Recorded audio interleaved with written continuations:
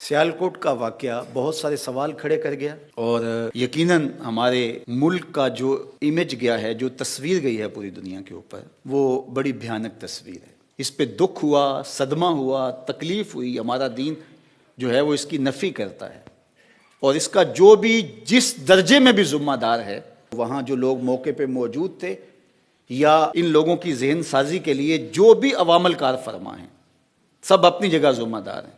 ہمارا دین اس کی قطعاً اجازت نہیں دیتا، لیکن اس کی آڑ میں لبرلز کو راستہ مل گیا اور وہ اس قانون پر بات کرنے لگے، اور وہ کہتے ہیں کہ چونکہ یہ قانون موجود تھا، قانون کی موجودگی سے تو جرائم کم ہوتے ہیں کہ جرائم ہوتے ہیں۔ کوئی کہے قتل اس لیے ہو رہے ہیں کہ قانون موجود ہے، ڈاکے اس لیے پڑ رہے ہیں کہ ڈاکو کی سزا موجود ہے، چوریاں اس لیے ہو رہی ہیں کہ چوری کی سزا موجود ہے۔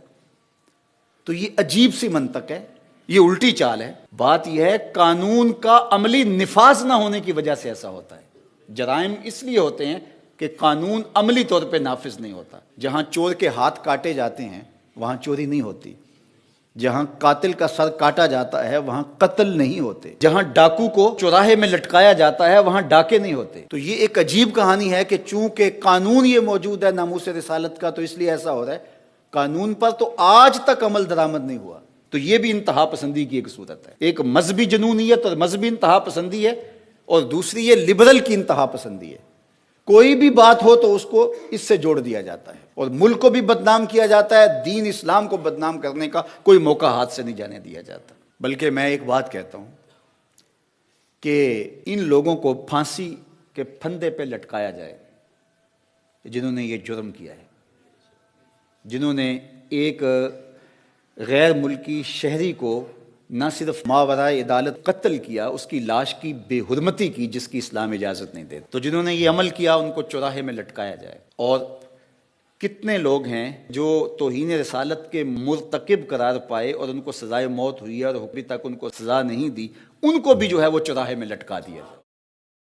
دونوں کو اکٹھا لٹکا دیا جائے، دیکھنا نتیجہ کیا آتا ہے۔ نہ کوئی اہانت رسول کرے گا اور نہ یوں کوئی قانون کو ہاتھ میں لے گا۔ اور دوسری بات میں اور کرنا چاہتا ہوں، انگلیوں پر گنے ہوئے کچھ لوگ ہیں جو مغرب کے وظیفہ خور ہیں، اور وہ مختلف جگہوں پہ بیٹھ کر کے جو ہے وہ اس قانون کے خلاف اور ان چیزوں کے خلاف بات کرتے ہیں۔ وہ چند لوگ ہیں، وہ حکومت بھی جانتی ہے، ادارے بھی جانتے ہیں، جو مغرب کے وظیفہ خور ہیں اور جن کو ڈیوٹی دی گئی ہے۔ اس کے علاوہ باقی لوگ میں مطمئن نہیں کر پایا، ان کے سوالوں کا جواب نہیں دے پایا، میں علمی طور پہ کمزور تھا، انہوں نے بات کی، میں آگے سے غصے میں آ گیا، لڑنے لگ گیا، تو وہ میرے سے بدظن ہو کر کے وہ سمجھنے لگے کہ اس مسئلے کے اندر جان نہیں ہے، تو وہ تھوڑے سے غلط فہمی میں مبتلا ہو گئے۔ تو ہم ان کو جو ہے وہ دائرہ اسلام سے خارج نہیں کر سکتے، اور ان کو دین کا غدار نہیں کہہ سکتے۔ ان کی ذہن سازی کرنا ہماری ذمہ داری ہے۔ ممبر و محراب کے اوپر بیٹھے ہوئے لوگوں کی ذمہ داری ہے کہ ان کی ذہن سازی کی جائے، نہ یہ ہے کہ ان کو لبرل کہہ کے دھکا دے دیں اور ان کو ان کے ساتھ کھڑا کر دیں۔ انہوں نے ان پہ محنت کی، یہ گرے ایریا ہے بہت سارا، جو محنت کرے گا وہ ان کے ساتھ جا کے کھڑے ہو جائیں گے۔ تو ہم لبرلز کو ایک نیا فرقہ بنا کر کے اس قوم کی تقسیم نہ کریں۔ ممبر و محراب کو اپنی ذمہ داری سمجھنی پڑے گی۔ ہمارے اندر جو کوتاہیاں ہیں ان کوتاہیوں کو دیکھنا پڑے گا اور ان کو دور کرنا پڑے گا۔ علمی کمزوریوں کا ہمیں کوئی ازالہ کرنا پڑے گا، اپنے لہجوں کی بہتری کے لیے، اس کے سلجھاؤ کے لیے کام کرنا پڑے گا، لوگوں کی عملی تربیت کے لیے کام کرنا پڑے گا۔ تو یہ ہمارا دین ہے، اعتدال پسند دین۔ تو ہمیں ہر معاملے کے اندر اسلام نے پوری کامل اور اکمل رہنمائی عطا کی ہے۔ تو اس لیے ہمارا دین ان چیزوں کی قطعاً کوئی اجازت نہیں دیتا کہ ہم اس طرح سے جو ہے وہ محض ایک الزام پر کسی شخص کو پکڑ کے گھسیٹ کے چوراہے میں لے آئیں، اس کی ہڈیاں توڑ کے رکھ دیں، اور پھر اس کی لاش کو آگ لگا کر کے۔ کیا منظر ہوا ہوگا جب یہاں سے راکھ گئی ہوگی اس ملک کے اندر، اور وہاں کے مسلمانوں کے ساتھ اگر کوئی رد عمل کے طور پہ کچھ ہوتا ہے تو کیا ہم اس کے ذمہ دار نہیں ہوں گے؟ یا اس کے بدلے میں دوبارہ اہانت رسول ہوتی ہے تو کیا ہم اس کے ذمہ دار نہیں ہوں گے؟ آقا کریم نے فرمایا کوئی اپنے ماں باپ کو گالی نہ دے، تو صحابہ نے کہا یا رسول اللہ کوئی اپنے ماں باپ کو بھی گالی دیتا ہے؟ تو فرمایا تم کسی کے ماں باپ کو گالی دو تو وہ رد عمل کے طور پہ تمہارے ماں باپ کو گالی دے۔ تو کوئی ایسا عمل نہ اختیار کیا جائے کہ جس سے ہمارے آقا و مولا کی اہانت کا پھر دروازہ کھل جائے۔ تو یہ بہت حساس معاملہ ہے، اس کائنات کا سب سے حساس معاملہ حضور علیہ الصلوۃ والسلام کی ناموس کا معاملہ ہے، لیکن اس معاملے کے اندر بہت ساری ہم سے کوتاہیاں ہوئی ہیں۔ کاش کہ ہم باشعور ہو جائیں، آنے والا دور اللہ بہتر فرمائے، اس ملک کے لیے بہتر کرے، امت مسلمہ کے لیے بہتر فرمائے، اور اللہ ہمیں سمجھداری کے ساتھ، متانت کے ساتھ، سنجیدگی کے ساتھ اور ہر معاملے کے اندر سوچ سمجھ کے قدم آگے اٹھانے کی توفیق ارزانی فرمائے۔ اپنی طبیعتوں سے بدگمانیاں نکالیں، ذاتی رنجشوں کو کبھی بھی حضور کی ناموس سے نہ جوڑیں، اس سے بڑی بدکاری اور کوئی نہیں ہو سکتی ہے۔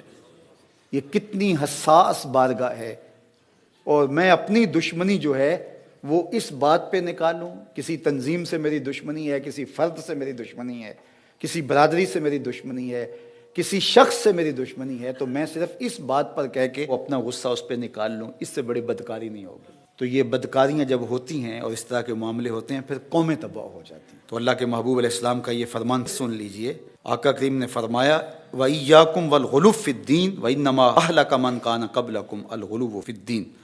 فرمایا دین میں انتہا پسندی سے بچو، تم میں سے پچھلی قومیں انتہا پسندی کی وجہ سے ہلاک ہو گئے۔